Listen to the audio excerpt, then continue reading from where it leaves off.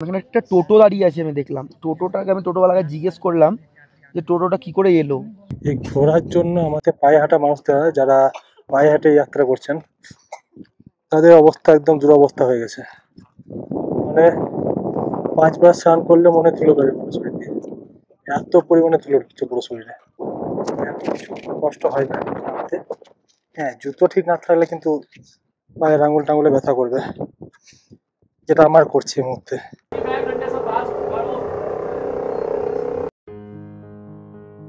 রাতের নিস্তব্ধতা ভেঙে বরফে মোড়া পাহাড়গুলো যেন ফিসফিসিয়ে বলে, তুমি সঠিক পথে এগিয়ে চলেছ। আজ আমরা রওনা হব এক কঠিন কিন্তু অপূর্ব পথে, শেষনাগ থেকে পঞ্চতরণী। একদিকে গভীর খাদ, অন্যদিকে তুষারপাতের চূড়া ছুঁয়ে যাওয়া পথ, পাহাড়ের বুকে আঁকা সরু ট্রেইল, যা শরীর নয় মানসিক শক্তিরও পরীক্ষা। এই পথ শুধু ক্লান্তি নয়, দেয় অপূর্ব সৌন্দর্যের উপহার। বিশাল হিমাবহ, গ্লেসিয়ার থেকে গলতে থাকা জলের স্রোত, আর সেই সাথে অপার্থিব নীলাকাশ, যেন স্বর্গ একটুখানি হাতের মুঠোয়। শেষনাগে নির্জনতা পেরিয়ে আমরা পৌঁছাবো পঞ্চতরণী, যেখানে 5টি পবিত্র নদীর মিলন ঘটে। এখান থেকেই শুরু হবে আমাদের চূড়ান্ত যাত্রা অমরনাথ গুহার উদ্দেশ্যে। চলুন এগিয়ে চলি সেই পথের দিকে, যেখানে ভক্তি, প্রকৃতি আর সাহস একসাথে হাঁটে। তবে তার আগে আমি শোভন আপনাদের সকলকে স্বাগতম জানাই ভ্রমণ উইথ শোভন চ্যানেলে। Good morning. এখন বাজে সকাল 8টা। সূর্য উঠে গেছে, টেন্ট প্রায় খালি খালি, সব অনেকেই বেরিয়ে গেছে, আমাদের বেরোতে দেরি হচ্ছে। তো আমরা এখন বেরিয়ে যাচ্ছি শেষনাগ বেস ক্যাম্প থেকে। যাই আগে গিয়ে খাবার টাবার কিছু খেতে হবে, ভান্ডারা থেকে কিছু খাওয়া দাওয়া খেয়ে নেবো। কালকে রাতে তেমন কিছু খাইনি, আর জল কিন্তু বাম্পার ঠান্ডা, কি বলবো। সকাল থেকে একটু দম হাঁসফাঁস করছে, জানি না কী কারণে হচ্ছে। কালকে কোনো অসুবিধা হয়নি। এবার দেখি একটু হাঁটাচলা করি, তারপর বুঝতে পারবো ব্যাপারটা।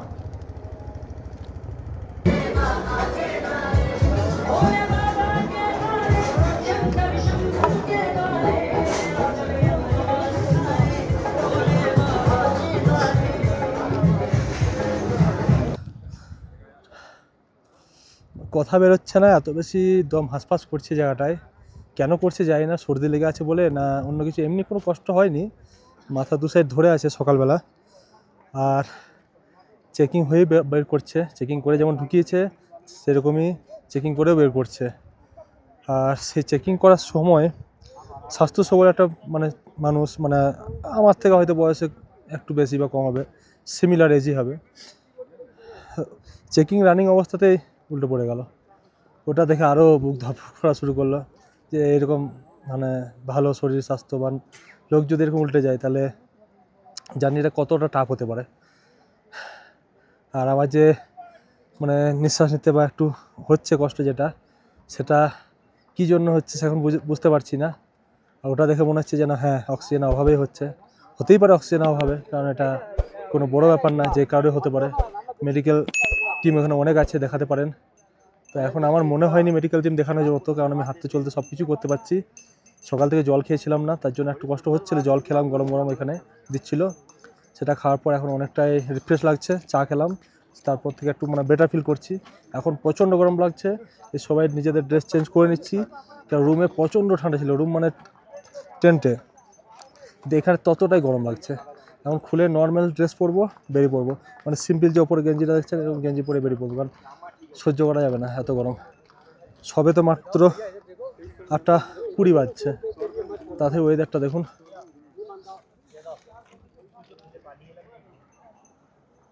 আর হ্যাঁ, এখানে অক্সিজেন সিলিন্ডার 600 টাকায় দিচ্ছে, যে ছোটো ক্যানগুলো হয়।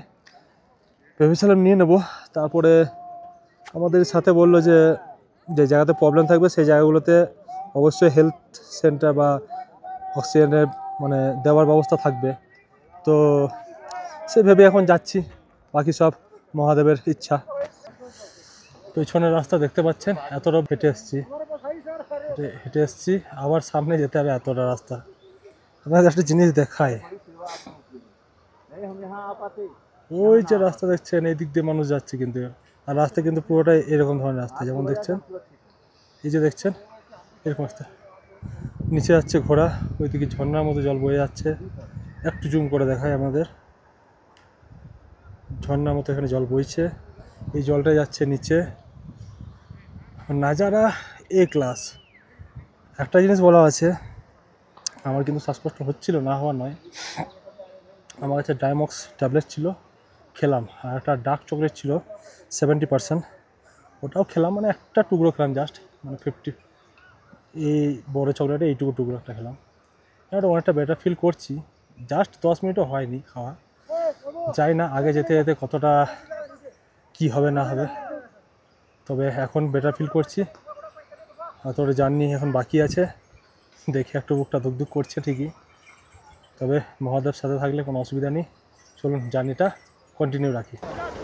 এই যে এই ব্রিজটা দিয়ে পেরিয়ে এই সোজা রাস্তা ধরে আমাদের এগিয়ে যেতে হবে। সামনে দেখা যাচ্ছে পুরনো বরফ জমে আছে গ্লেসের রূপে, যার মধ্যে এখনও ধুলোবালিতে একদম সাদা রঙ আর সাদা নেই, প্রায় কালচে হয়ে আসছে দেখায় কাছ থেকে। আর এই নিচ থেকে জলটা বয়ে বয়ে যাচ্ছে, অসাধারণ লাগছে। এই দেখুন, আমরা এবার এই রাস্তা ধরে এগিয়ে যাব ওইদিকে।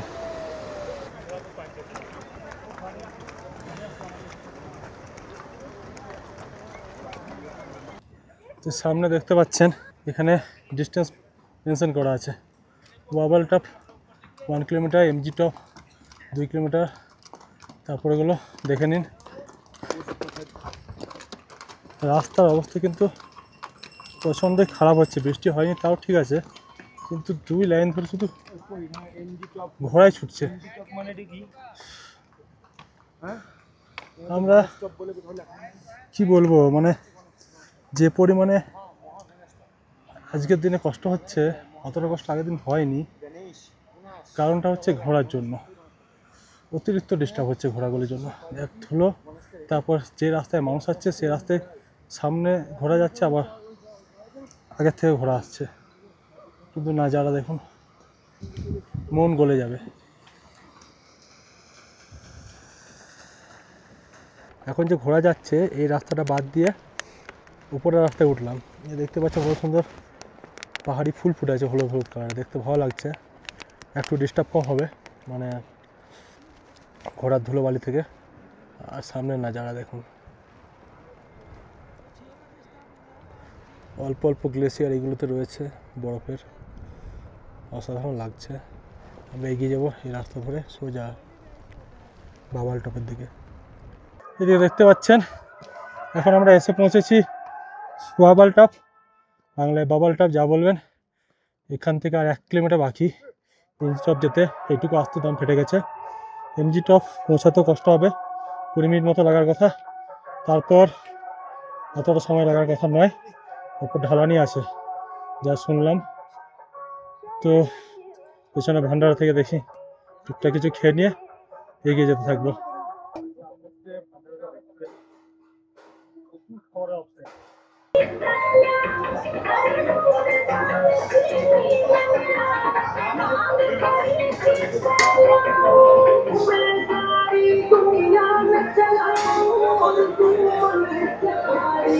ফুচকা অব্দি অপশান আছে।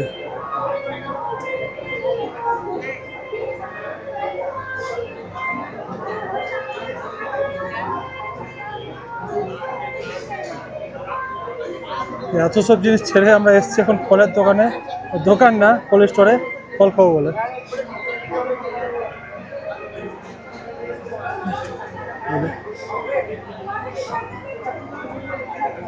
যাই বলে বলে ওয়াটারমেলনই মেন জিনিস।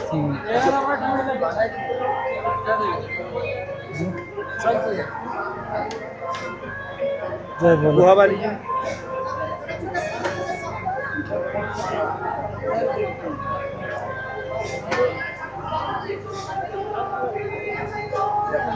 যাই বলে এদিকে কিন্তু অপশান এখন মেলা অপশান, যা খাবেন।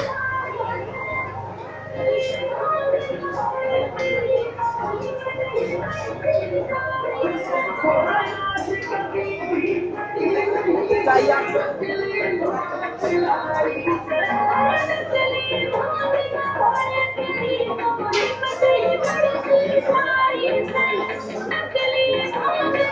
भोले,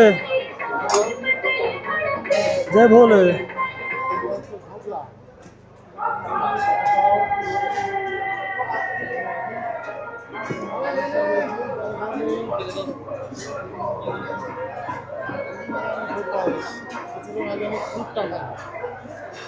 এত খাবারের অপশন ধারণা বাইরে, কিন্তু আমি চুজ করেছি ফ্রুট, এটাই বেস্ট অপশন।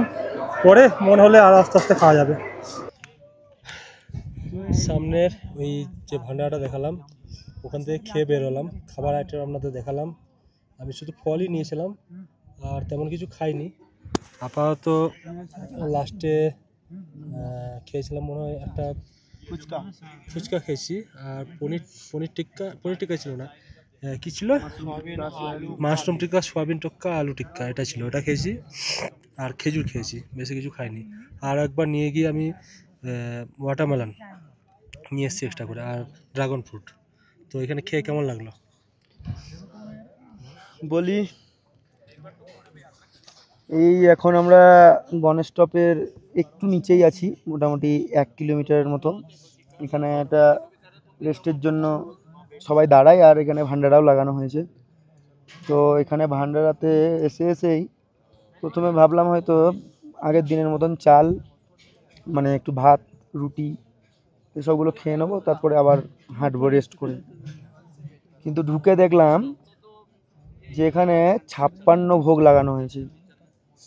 মানে আমাদের ভারতবর্ষে যত রকমের খাবার আছে, মানে বিভিন্ন স্টেটের বিভিন্ন ফেমাস ফুড যেগুলো হয়, যেমন মহারাষ্ট্রের কি যেন পাওভাজি, তারপরে কোথাও ফুচকা, কোথাও তারপরে আপনার টিক্কাই তো মোটামুটি মনে হয় 6 রকমের করেছিল। মাশরুম, আলু, তারপরে কি করেছিল সয়াবিন, তারপরে আর একটা কী করেছিল পটল, বলো না 5 রকমের তো চকলেটই ছিল। আমার বাবার কালে দেখেনি মনে হয় এরকম, মানে 56 ভোগের যে আইটেম, মানে একটা জায়গাতে গোটা দেশের খাবার এখানে পাওয়া যাচ্ছে, তাও বা এই জায়গাতে। এই পাহাড়, এই পাহাড় নয় মহাপাহাড়, চারিদিকে মানে এই 13,000 ফুটে, মানে চোখকে বিশ্বাস হচ্ছে না যে এত বড় মানে ভান্ডারা, তারপরে এত যে সরঞ্জাম। এখানে একটা টোটো দাঁড়িয়ে আছে, আমি দেখলাম টোটোটাকে, আমি টোটোওয়ালাকে জিজ্ঞেস করলাম যে টোটোটা কি করে এলো, উনি তো বলতে পারলেন না, বলছে জানি না আমি। তাই আমি কনফিউজ যে এখানে এলো কি করে এগুলো। এখানে মোটামুটি 200 লোক সেবা করছে কন্টিনিউ, কাল থেকে শুরু করেছে, এখন শেষ দিনে যাত্রা পর্যন্ত এরা এখানেই থাকবে, এখানে সেবা করছে মানুষের। আর প্রত্যেক ঘন্টায় কিছু না কিছু নতুন নতুন আইটেম যুক্ত হচ্ছে, কোনো একটা শেষ হচ্ছে, নতুন একটা শুরু হচ্ছে। আর তাছাড়া এই যাত্রা খুবই সুন্দর, একটু কষ্টদায়ক। মানে মোবাইল রিলসে দেখে যতটা মনে হয় যে এই দেখে নিলাম কি সুন্দর জায়গা, যাব ছবি তুলবো, বাস্তবতা অনেকটাই আলাদা। এই চটিতে চড়া মানে এতটাই কষ্টদায়ক, আসলে কিছু কিছু লোক তাড়াহুড়ো করছে এবং শর্টকাট নিতে যাচ্ছে, ওই জন্য ওদের বেশি প্রবলেমটা হচ্ছে। আগত সময় কেউ, আমরাই যদি বা কখনো আরও পরে যদি আসি, বা আপনারা যদি আসেন, চেষ্টা করবেন আমাদের সেনারা যেই রুট তৈরি করে রেখেছে সেই রুটেই যাওয়ার জন্য, আর তাড়াহুড়ো করবেন না। বাকি ব্যবস্থা তো পুরোপুরি আছে, কোথাও কোনো কিছুর অসুবিধা নেই। আর কি বলবো, খুব সুন্দর যাত্রা। আশা করি কালকে আমরা সকাল 10টার মধ্যে অমরনাথ পৌঁছে যাব। তারপর বাকি কাশ্মীরের বিভিন্ন জায়গা, জম্মুর বিভিন্ন জায়গা আপনাদেরকে তো দেখিয়েছি, আরও দেখাবো। চলো টাটা। আবার আমরা কিছুক্ষণ পরেই, মোটামুটি 10-15 মিনিট পরেই হাঁটতে শুরু করব। আর 1 কিলোমিটার মতো আছে গণেশ স্টপ, ওটা সবচেয়ে হাই অ্যালটিটিউড জায়গা এই যাত্রার। তারপর তখন আস্তে আস্তে ঢালু হয়ে যাবে। এটা অনেকটা পথ এগিয়ে আসলাম। এখানে একটা অসুবিধা হচ্ছে, সেটা হলো ঘোড়া। এক হচ্ছে স্টেট চড়াই, হাইট তো আছেই, 1 কিলোমিটার থেকে 2 কিলোমিটার চড়তে হবে, আর ডিস্টেন্স কভার করতে হবে, হাইটও বাড়ছে। হাওয়া দিচ্ছে, জানি না কতটা কথা আমার স্পষ্ট আসছে। তবে এই রাস্তা ধরে আসলাম, আমরা একটু আগে ছিলাম ওই যে ভান্ডারা দেখতে পাচ্ছেন ওখানে, এই দিক দিয়ে আসছি, আর এই দিক দিয়ে সোজা উপরে উঠে যেতে হবে। তো ঘোরার জন্য রাস্তায় চলাচল একটু ডিস্টার্ব হচ্ছে, আসলে এমনি কোনো কিছু অসুবিধা হচ্ছে না। ধীরে ধীরে আস্তে আস্তে চললে একটানা কিন্তু চলা যায়। তো যেতে থাকি। শেষমেশ গণেশ টপ পৌঁছে গেলাম, পেছনে দেখতে পাচ্ছেন গণেশ টপ। এতটা বেশি সময় লাগেনি যতটা ভেবেছিলাম, ধীরে ধীরে হাঁটতে হাঁটতে পৌঁছে গেছি। দেখুন লোক এখন আসছে ঘোরাতে। এই ঘোরার জন্য আমাদের পায়ে হাঁটা মানুষদের হয়, যারা পায়ে হাঁটে যাত্রা করছেন তাদের অবস্থা একদম দুরবস্থা হয়ে গেছে। মানে 5 বার স্নান করলে মনে ধুলো বেরোবে মানুষ শরীর দিয়ে, এত পরিমাণে ধুলো ঢুকছে পুরো শরীরে। মানে কি বলবো। তো এবার একটু এগিয়ে যাব, সামনের দিকে কি রয়েছে না রয়েছে দেখানোর মতো। এখানকার ইতিহাস তো জানেনই।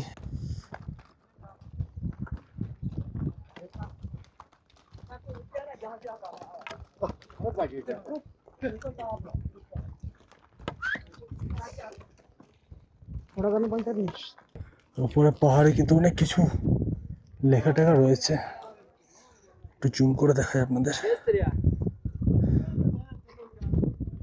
ঠিক দেখতে পাচ্ছেন নিশ্চয়ই, অনেক কিছু লেখা রয়েছে। এগুলো পেন্ট করাও কিন্তু একটা কষ্টের কাজ,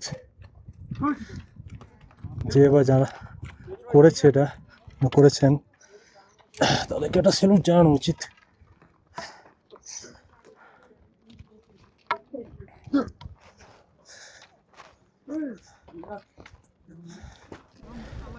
এটা দেখুন একবার,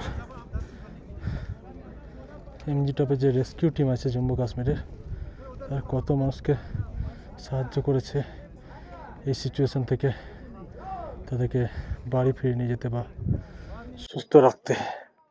এখানে হাইট হচ্ছে 14,800 ফিট, যা আমার পক্ষে একটা বিশাল চ্যালেঞ্জিং ব্যাপার ছিল, কারণ আমি এর আগে পর্বত কোনোদিন চড়িনি।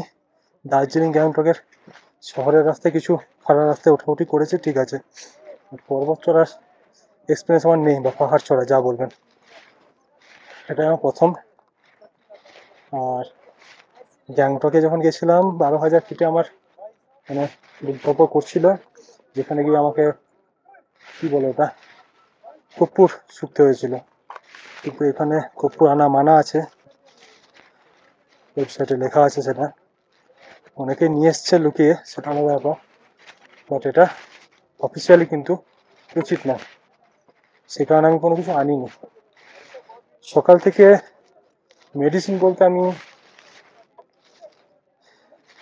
ডাইমক্সটাই খেয়েছিলাম, আর একটা চকলেট, যেটা বলেছি আমি আপনাদের 70% ডার্ক কোকো চকলেট, 90% হলে আরও বেটার, তার থেকে বেশি পেলে আরও বেটার। খেতে তত তেতো হবে, বাট কাজ অনেক করে। এখন এমজি টপে এসে মনে হচ্ছে যে আমি আসার আগে 12,000 ফিটে শেষ নাগে যতটা ভয় পাচ্ছিলাম তার মানে কিছু নয়। মানে মনে জোর থাকলে সম্ভব, আর ভোলে বাবা তো রয়েছেই সাথে। আমার তো তার একটু শ্বাসকষ্টের প্রবলেম হয় মাঝে মাঝে, বিশেষ করে ধুলোতে, অতিরিক্ত ধুলো সহ্যই হয় না আমার। যাই হোক, আমার শ্বাসকষ্টের মেডিসিন আমার কাছে আছে, ব্যবহার করতে হচ্ছে, না করলে উপায় নেই। বাড়িতে থাকলে আমার কোনো মেডিসিন ইউজ করতে হয় না ইন জেনারেলে, বাট এখানে এত ধুলো ধারণা করতে পারবেন না। আর মহাদেবের কৃপায় বৃষ্টি হয়নি, সুন্দর ওয়েদার, মানে মারাত্মক ওয়েদার। এই ওয়েদার আমরা যে পাবো এটা আমরা কোনোদিন ভেবেও দেখিনি, মানে ভাবতেই পারিনি। কারণ যত ভিডিও দেখেছি ধরুন, মানে ইউটিউব বলুন অন্য কোথাও, এইরকম কিন্তু দেখিনি যে পুরো পরিষ্কার ওয়েদারে যাচ্ছে। বৃষ্টি কোথাও না কোথাও হয়েছে, রাস্তা কোথাও না কোথাও কাদায় ভর্তি। তো আমাদের জার্নিতে কিন্তু সেরকম কিছু হয়নি এখন অবধি, আগে জানি না কি হবে। জার্নিটা কিন্তু দারুণভাবে উপভোগ করছি। এখানে সামনে আছে পোষ পাত্রি, 2 কিলোমিটার যেতে হবে। তো এখানে না থেমে এগিয়ে যেতে হবে। দেখি দু একটা ছবি তুলবো ইনস্টাগ্রামে দেওয়ার জন্য। এখানে কিন্তু 5G নেটওয়ার্ক জিওর মারাত্মক, এটা বলতে হবে যে জিও কিছু কাজ করেছে। যাই হোক, আমাদের ওখানে নেটওয়ার্ক পাই না পাই, যে এইখানে 5Gটা ফুল, মানে মেজরিটি প্লেসে। কিছু কিছু প্লেসে হয়তো 4G ক্যাচ করছে, বাট সেটাও স্পিড আছে। 5G তো ফুল এবং দুর্দান্ত স্পিড। ভিডিও কল বলুন বা কিছু ডাউনলোড করা বলুন, ভিডিও দেখা বলুন, একদম স্মুথ চলছে। এটা আমার বলার ছিল। তো আপনাদের জার্নিটা কেমন লাগছে বা কেমন অনুভব করছেন সেটা কমেন্টে জানাতে ভুলবেন না। কারণ হচ্ছে চেষ্টা করছি চ্যানেলটাকে গ্রো করার। ছোট চ্যানেল তো, এত অভিজ্ঞতা নেই অন্যান্য বড় চ্যানেলের মতো, আর তাদের থেকে শিখছি এবং নিজের মতো চেষ্টা করে যাচ্ছি। আপনাদের আশীর্বাদ থাকলে অবশ্যই পারবো। আর ভোলানাথ তো রয়েছেনই। হর হর মহাদেব।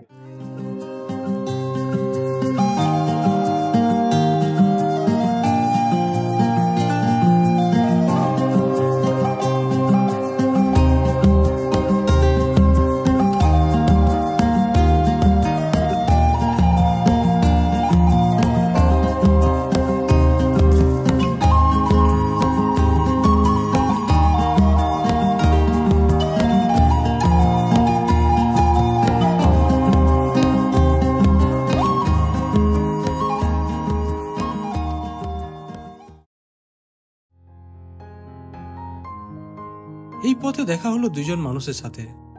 তারা নিজের একটা ছোট্ট টেন্ট বানিয়ে কিছুটা সময় নিরিবিলি বিশ্রাম নেওয়ার জন্য পরিকল্পনা করছিলেন। কিন্তু সেই শান্তি বেশিক্ষণ টিকল না।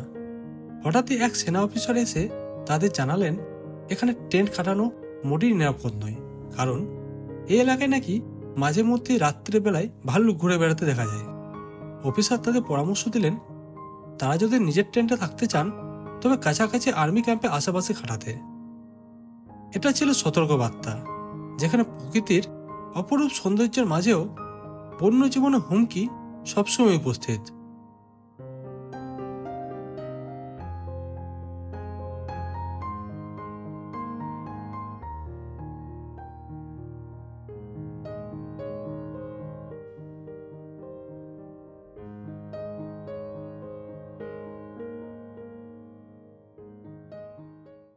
দেখুন ওই সামনে দেখা যাচ্ছে এই ঢালার রাস্তা দিয়ে নামতে হবে, যে রয়েছে মানে কোষপাত্রী। এত কিছু কষ্ট হয় না নামতে। হ্যাঁ, জুতো ঠিক না থাকলে কিন্তু পায়ের আঙুল টাঙুলে ব্যথা করবে, যেটা আমার করছে এই মুহূর্তে, পায়ের আঙুলে ব্যথা। আর বেশি টাইট করে বাঁধতে পারছি না, কারণ টাইট করে বাঁধলে মানে কি বলবো, পায়ে একটা ডিসকমফোর্ট ফিল হচ্ছে। নাজারা কিন্তু মারাত্মক। এদিকে দেখুন গ্লেসিয়ার কিছু কিছু রয়েছে, বরফ জমে পাহাড়ের মাঝে মাঝে, অসাধারণ লাগছে। ওইদিকে কিছু টেন্ট রয়েছে দূরে, পড়তে পারছিলাম।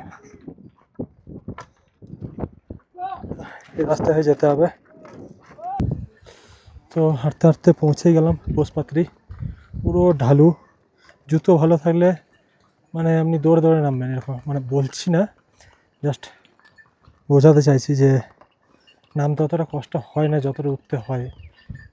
আর যদি খুব ঢালু খাড়াই হয়, মানে যদি নামাটা যদি খুব ঢালু হয় তো সেক্ষেত্রে হাঁটুতে পেন হয় কারো কারো, বাট জুতো ভালো থাকলে কিন্তু সুন্দর নামতে পারবেন।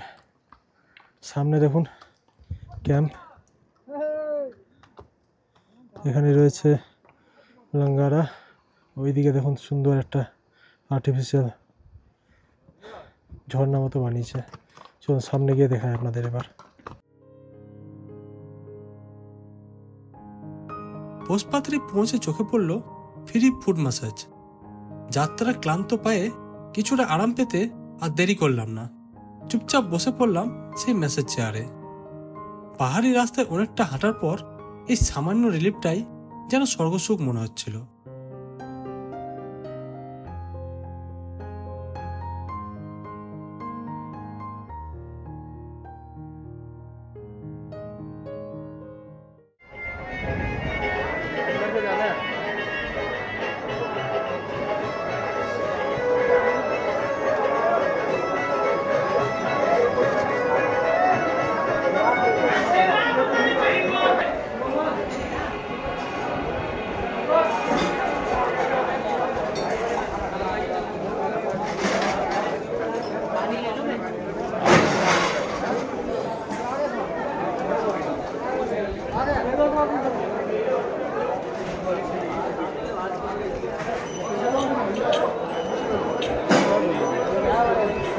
आप इंटरचेंज कर सकते हैं। जय भोले की जय भोले।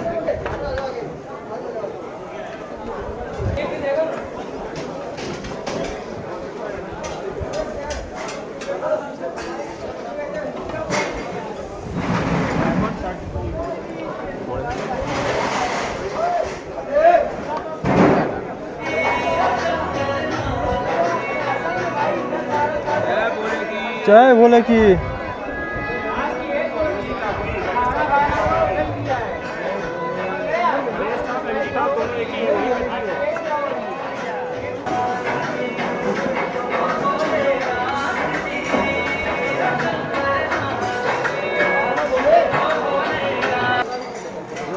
अपने पति के साथ आई हैं, उनके पति अमिता शर्मा जी।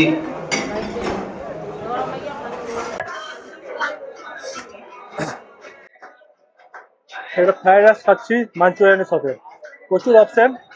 দেখি এক এক করে কিছু কিছু ট্রাই করবো, তাই বেরিয়ে যাবে। পেছনে ভান্ডারা থেকে খাবার খেয়ে নিলাম। যে মেনুটা আপনাদের প্রথমে দেখালাম ওটাতে খেয়েছি, তার সাথে পরে কী ছিল জানো, টিক্কা ছিল আলু সয়াবিন মাশরুমের, ওটা খেলাম। আর পনিরের স্টিক ছিল, গাজর টাজর দিয়ে এসব দিয়ে ওটা স্টিক ছিল, বেশ ভালো খেতে। ওটা একটা স্টিক খেলাম। আর জুস হিসেবে খেলাম পাইনঅ্যাপেল জুস, ব্যাস। ওদের পেট ভর্তি। এখন আমরা এই সামনের দিকে হেঁটে চললাম পরের ডেস্টিনেশন পঞ্চতারণীর দিকে। জয় ভোলে।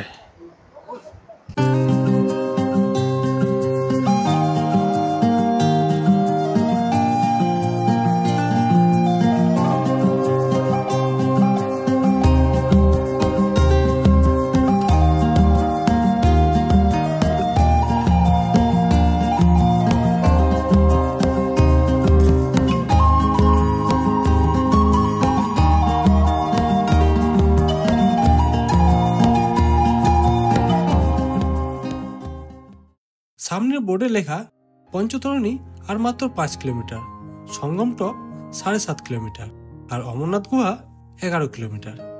কিন্তু এই মাত্র 5 কিলোমিটারও আসলে একটা কঠিন চ্যালেঞ্জ। রাস্তা একদিকে ঢালু, অন্যদিকে জায়গায় জায়গায় বালি পাথরে আর ধুলোর আস্তরণ। কোথাও আবার রাস্তা এতটাই খারাপ, একবার পা পিছলে গেলে বড়সড় দুর্ঘটনাও ঘটতে পারে।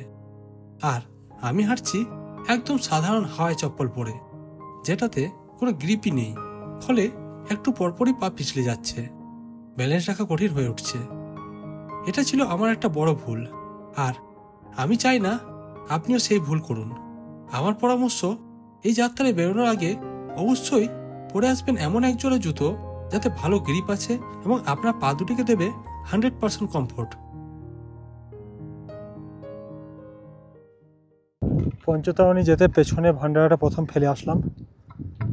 সামনে আমাদের সবার প্রিয় ভারতের পতাকা গৌরবের সাথে উঠছে।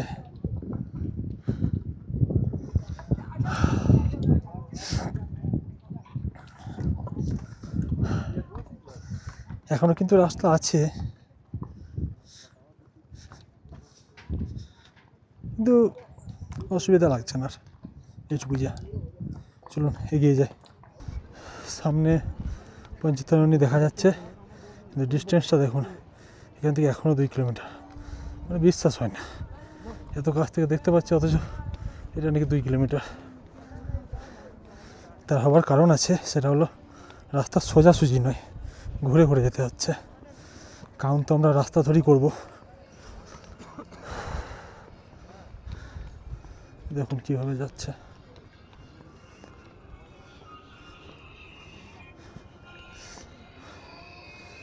সাদা রাস্তা ধরে ঘুরে ওখান থেকে আবার বাঁ দিকে মোড়ে সোজা উপরে।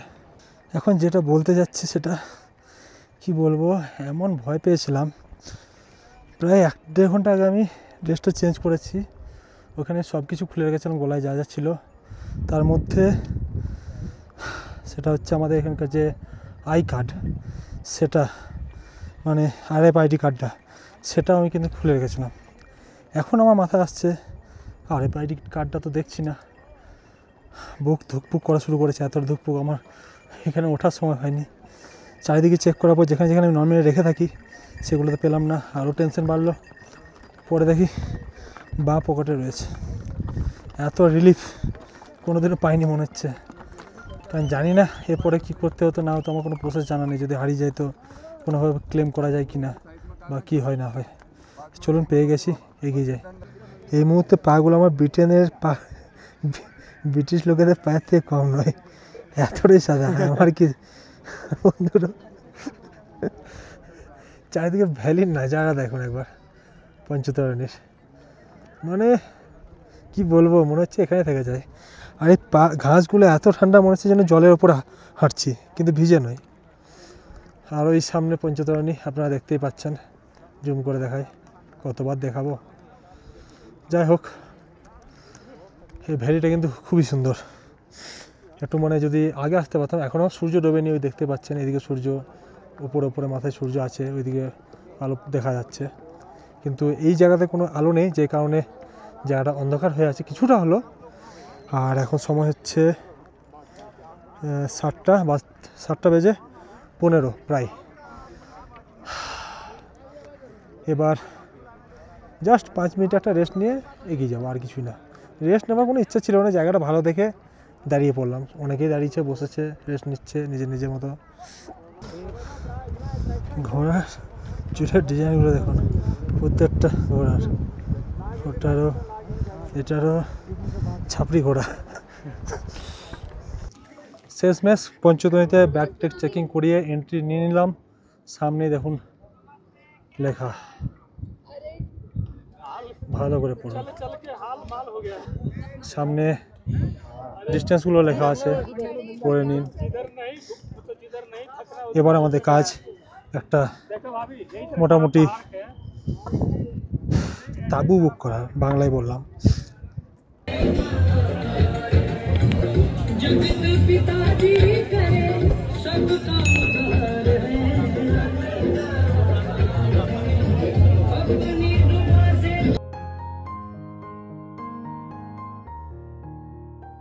আজকের এই পর্ব এখানেই শেষ করছি। পরের পর্বে দেখব পঞ্চতরণী থেকে অমরনাথ গুহার দর্শন এবং সেখান থেকেই বালতাল হয়ে নিচে নামার অভিজ্ঞতা। ভিডিওটি ভালো লেগে থাকলে অবশ্যই লাইক, শেয়ার ও সাবস্ক্রাইব করতে ভুলবেন না। আর নিচে কমেন্ট করে আপনাদের মতামত জানাবেন। দেখা হচ্ছে পরের ভিডিওতে। জয় হিন্দ।